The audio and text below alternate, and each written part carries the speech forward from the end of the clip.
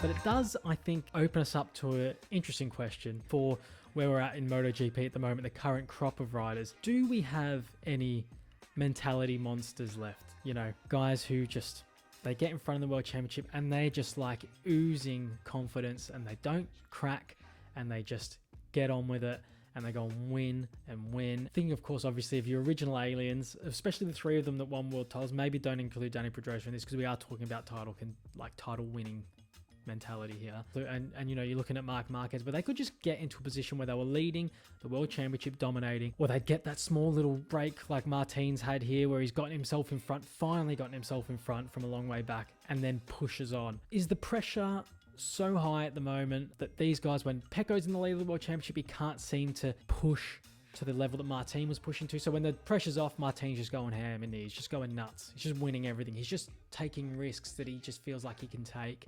He can push where other guys, maybe like Pecco, maybe thinks they have to take it easy here. I'm winning the World Championship. I need to make sure I bring it home.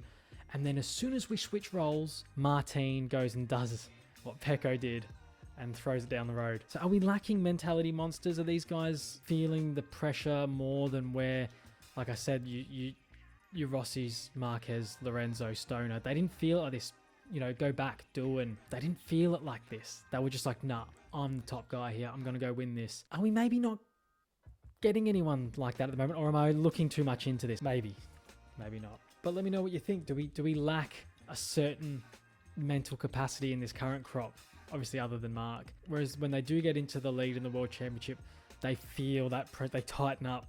And maybe they do. Maybe I'm reading too much into it. I'm not going to include Fabio in this because his capitulation last season wasn't really his capitulation. I mean, he did have moments where he obviously felt pressure from Pecco, and I'm thinking of Assen, where he felt like he had to make a desperate move, things like that. But generally, the Ducati was so much better than the Yamaha that I don't think it'd be fair to pin that on him. But really, other than that, I mean, you're seeing this like Pecco giving away a big lead this season. Martin, as soon as he gets in the lead, gives it up. You know, and if we localize that entirely on this race, the story is told there as well.